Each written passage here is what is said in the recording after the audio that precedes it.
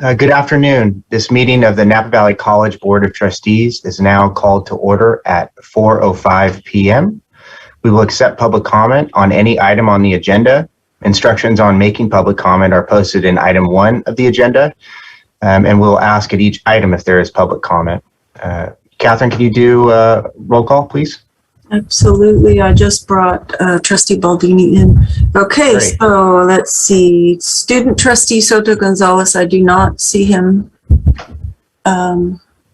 Trustee Rios. Here. Trustee De Luna. Present.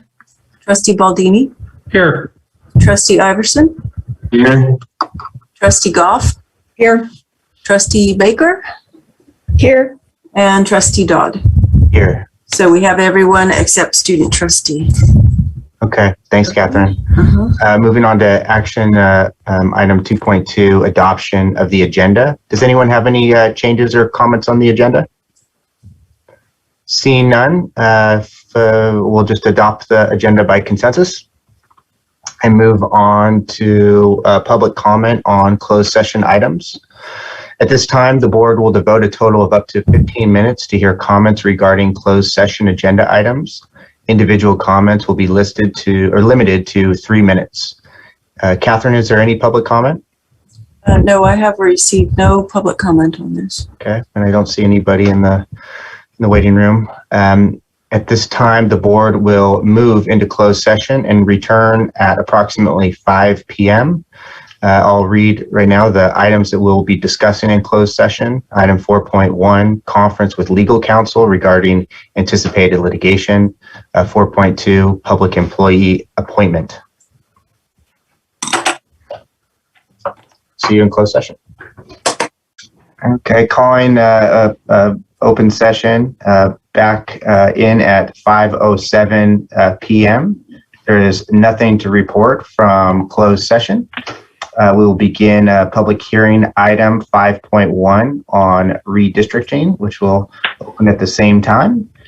John, do you have anything to present? Thank you for getting all the maps and submitting them earlier this week for the board's review, which I'm sure we all have reviewed very closely and thoroughly.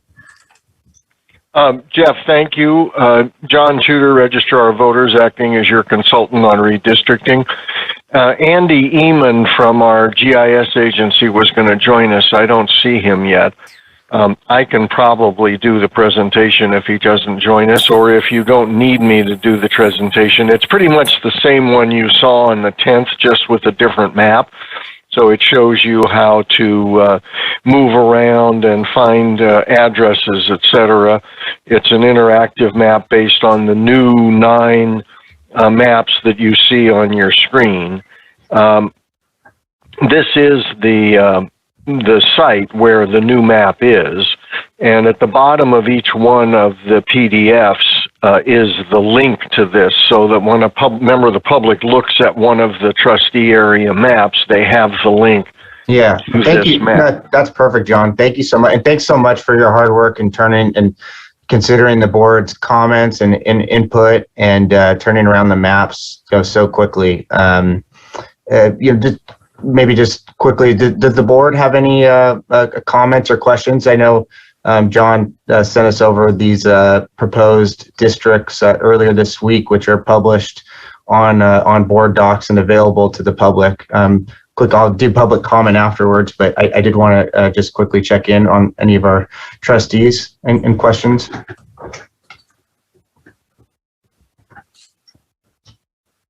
Seeing none. And I don't have Michael Baldini's hand is raised. Thank you. I'm sorry, and I can't. Catherine, you could just chime in because I can't see folks very well on my. Oh, all right. Michael, please go ahead. I just wanted to thank Mr. Tudor for his great turnaround. It exceeded my expectations. Thank you very much for your work. Thank you. As I've said before, I've appreciated working with I've worked with the 3 boards, the Board of Supervisors, the County Board of Education, and the College Board, and I'm not going to compare them except to say that they've all been great to work with, and I really appreciate the time that board members have spent with me. I think you did a good job on the 10th of describing the communities of interest that you were concerned about. And I think I was able to take that direction and turn it into the map you have before you. So this evening, I think you're ready to take your final action and adopt the resolution which adopts these trustee areas. And then you won't hear from me again in this role, but you'll be hearing from me with the final election infrastructure as those of you who are up for election begin to look for filing on July 12th of 2022 when filing opens for the November election. So with that, I'll watch with anticipation as the board takes action on the resolution, and then I will leave you to the rest of your deliberations. Thank you, John. I think we're separating this where we're taking an action item on the next item, but I did quickly want to, or not quickly, but provide the opportunity, or Jennifer, excuse me, go ahead. I see you have your hand up. Yeah, I just wanted to say, kind of echo what Michael was saying and say how much I appreciate the work that was done. And I really, really like the fact that all of South Napa, the city part of South Napa, is now together. And honestly, the way that it scoops out the South and even Southeast and Southwest makes way more sense than it did last time. So really, like with the current map, I really appreciate that work. Thank you, Trustee Baker. Catherine, is there any public comment? I have not received any, and I do not see any hands raised. Okay, and I can finally see if there are any hands raised, and I see none. So I will close the public hearing, and we'll move on to action item 6.1, which is the resolution that John mentioned. And I'll do, just for purposes of following all the rules and it's on this item, I just quickly, again, I'll check for any sort of public comment on this item, Catherine, on 6.1. I have not received any, and I do not see any hands raised. Well, I'd welcome a motion to adopt the resolution as presented. So moved. Adopt the resolution as presented. Thank you, Trustee Rios. Do I have a second? Second, Enos. Thank you, Trustee LaLuna. Any discussion? Seeing none, I'll call for a vote. Trustee Goff, please. Aye. Trustee Rios. Aye. Trustee Baldini. Aye. Trustee Baker. Aye. Trustee Iverson. Aye. I don't believe we have our student trustee here. No, he is not. Catherine? No. Okay. I will vote aye as well. Well, thank you, board members. I'll see you in 2031, I hope. Thank you so much, John. I don't think we really spoke enough. I was really glad to have Trustee Baker and Trustee Baldini chime in, but I know they can certainly speak on behalf of the board how much we appreciate your hard work and dedication to this and serving the college district. It's been a pleasure. Thank you all. Goodbye. Thank you. Great. We'll move on to an information item 16.2, which is just a first reading. Catherine, can you just quickly pull up the proposed changes? Yeah, so this will lead the public to the maps. They're no longer legal descriptions, I was told by Mr. Tudor, so these will come out, but we will post all the maps as attachments, as exhibits to the policy. So those are the changes that will come back to you for adoption at next March meeting. Thank you, Catherine. Is there any questions from the board? Seeing none, we'll move on to information item 6.3, hiring and recruitment training for Board of Trustees. I'd love to introduce our wonderful team of consultants at PPL, Pam Walker and Robert Griffin. Okay, thank you. Catherine, can I have screen sharing capacity? Yes, absolutely. I believe I have assigned that to you. I will stop sharing. Okay. And are you able?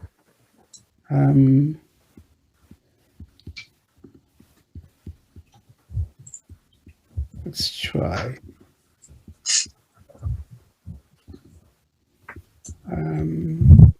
Yes, great, thank you. So, thank you very much for this opportunity. So we're going to make this brief. This is a matter of public record, and EEO training and dealing with with the topic of confidentiality, conflict of interest, and implicit and unconscious bias. And we think that it's very important as you begin this process that these are items that we pay particular attention to. So with that, Napa Valley College hiring goal: to select the next Napa Valley College superintendent president without regard to race, ethnicity, gender identity, religion, political beliefs, disability status, and/or sexual orientation. Napa Valley's board policy. This is right out of your board policy, which I think is telling about Napa's attitude, the community college district attitude about diversity. It's very supportive of diversity for the institution, and you have that in your board policy, as well as in your appendixes. I apologize. But anyway, so board policy 3420, and then the board policies is 3410 and 7100, commitment to diversity, for anyone that chooses to want to look at that. Confidentiality requirement extends throughout the process and after the process is completed. In other words, forever. And this is really something that's really, it sometimes people don't take it seriously. And I personally have witnessed districts get involved in long involved litigation as a result of breaching confidentiality. It's it is something that it's something you keep to yourself. And so it is a breach of confidentiality to divulge any information about the applicants or the dynamics of the Napa Valley College board's hiring processes before, during, after the selection of the next Napa Valley College superintendent president. It's a breach to failure to maintain confidentiality can result in liability to the district and to you personally. And I have seen where there has been personal liability based on a breach of confidentiality. The breach involved the person being challenged at their job prior to any determination about their Excuse me, Robert, Trustee Goff, I see you have your hand up. I can't. You're on mute. Robert, are you, I cannot see anything on my screen. Or do you think you're sharing your screen? I thought I was. Because I'm not seeing it. Is anybody else seeing his screen? No. No, okay. No. So you are not sharing your screen. I just wanted to point that out. Okay. But we were listening to every word you were saying. Yes. You should be able to share your screen at the bottom. There should be a share screen button that should work for you in Zoom. Okay, I hit it to share screen, and did it break in on your? Does it show at the top that you're sharing your screen at the very top of your screen? Here, I'm going to go to share screen again. Okay. And share. There we go. Now we see it. Okay. All right. Thank you. Thank you for that. Okay. Yes. Well, we have Zoom, Yeah, we have Zoom, so we but need we don't have share screen yet, Robert. your slide deck. Okay. Maybe your slide deck will fly in there. And you see it now. No, Nope. We see just see the your web Zoom, page. your launch meeting. Yeah, I'm seeing it as you. It says you are sharing. It says I'm screen sharing. So unshare and then go back to screen share, and it should give you an option of what you want to share a different screen, and you should see your slide deck there, and that's what you want to click on. It all it allows me to, what I'm seeing right now is basic. Let me go to advanced, computer audio, content of camera, Yeah. slides of virtual background. That's all I'm seeing right now, and Okay. that I have the capacity to do. Yeah. Well, then I think our members should listen intently. Okay, great. I just wanted you to know that we couldn't see your Yeah. screen. Yeah. Okay. And Pam, if you have, maybe while I Robert's don't talking, don't you have it, but Okay. Okay. So all right. Now that I know that you can't see it, confidentiality extends to the process forever. Divulging information is a breach of confidentiality. Failure to maintain confidentiality can result in liability to the district and to you personally. Failure to maintain confidentiality may damage the qualified applicant's professional reputation and the college's reputation as well. Conflict of interest. As a member of the selection committee, it is your responsibility to recognize and acknowledge potential conflicts of interest. Applicants. Some examples are if the applicant is a relative or a close friend, or you have personal or inside knowledge about the person that would influence your attitude about an individual's, parenthetically, work or social setting. Dislike. disdain or admiration of an applicant that is so compelling that you cannot remain fair or impartial. You have financial interests with the applicant. Not revealing a conflict of interest could lead to a complaint of an unfair hiring practice and legal issues for the district and the committee members personally. Unconscious or implicit bias. Unconscious or implicit biases are our attitudes or stereotypes that affect our understanding, actions, and decisions in an unconscious manner. These biases, which can be favorable and unfavorable, are activated involuntarily and without an individual's awareness or intentional control. Unchecked, our biases can lead to erroneous conclusions that an applicant is not qualified for the job. They are passive and do not necessarily align with our declared beliefs and can bypass our normal, rational, and logical thinking. We generally hold implicit biases that favor our own in-group. We tend to prefer people who look and sound like us and who share our interests and values. We are more comfortable with individuals who are more like us than those who are not. Examples of unconscious or implicit bias. He got her degree from Acme University. That's not a very good school. He graduated in the 70s. I don't know if we want to hire someone that is probably going to retire soon. His resume says he lives in Hawaii. I doubt he's seriously considering this job. He didn't look me in the eye during the interview. That really bothers me. I don't think he is qualified for the job. The best way to avoid unconscious bias is to make sure that all candidates are interviewed, evaluated, and considered equally. Do not allow your scoring to be overly influenced by a particular trait, parenthetically, either negative or positive, age, race, looks, tattoos, college they attended. The interview process. Candidates should leave feeling that the process was handled professionally and that they were treated with respect. Prior to the interview finalists, the board should briefly review the candidate's application. Deliberations. All discussions about candidates should be held until it is time for deliberations. Discussions must be limited to the submitted application materials and the answers given in the interview. If a committee member has outside knowledge of the candidate that they feel is important, they should discuss that with the board chair and the Napa Valley College HR department.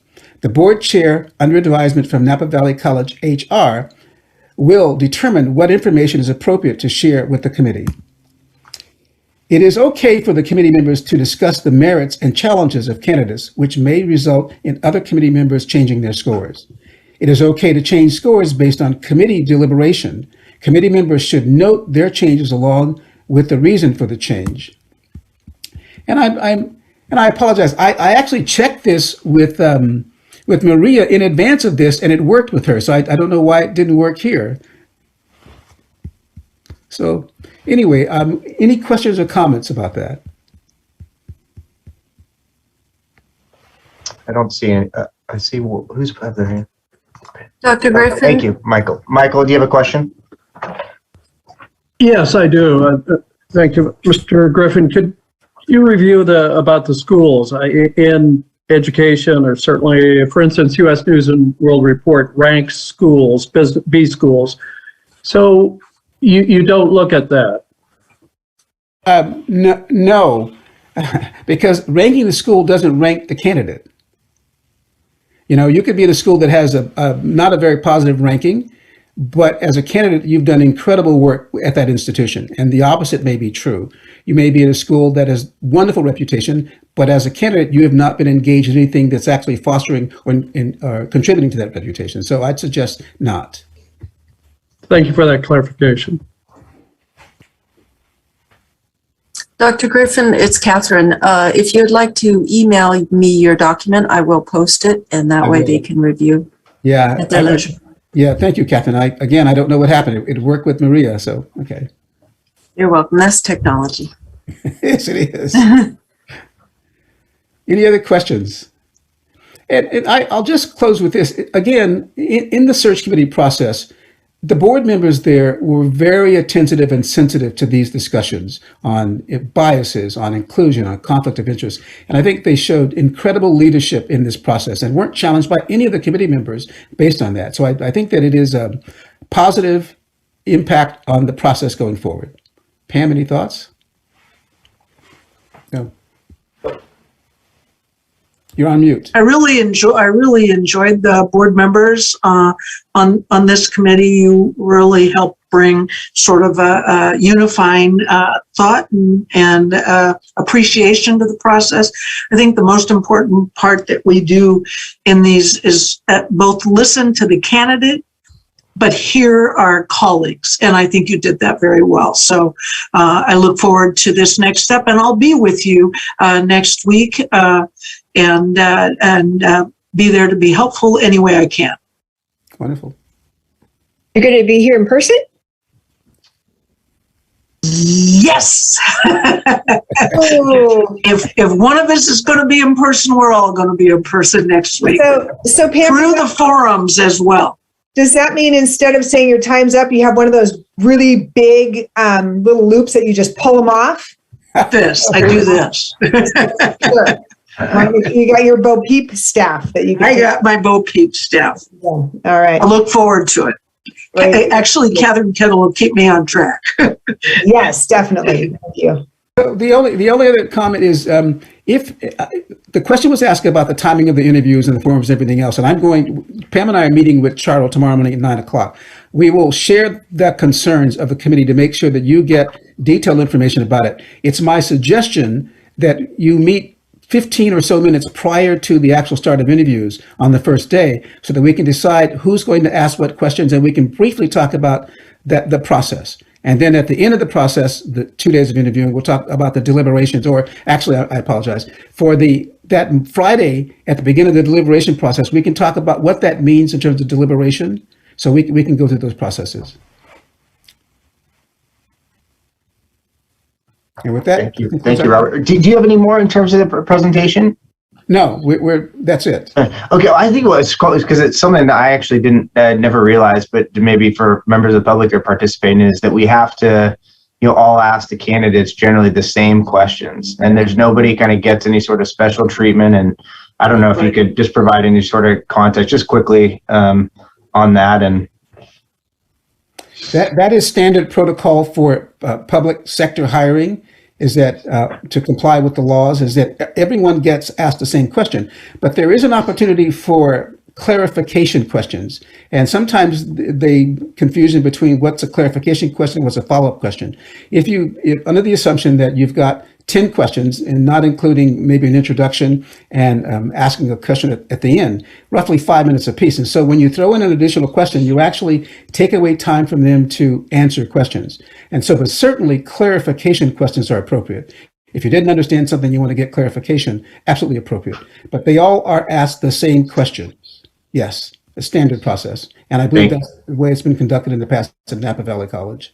Thank you. Thank you. Any other questions from the board? No? Seeing a lot of shaking heads.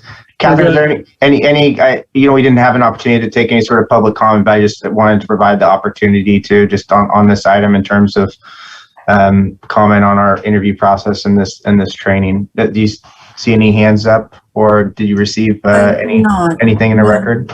Nope, I haven't received no public comment, and I do not see any hands up. Okay.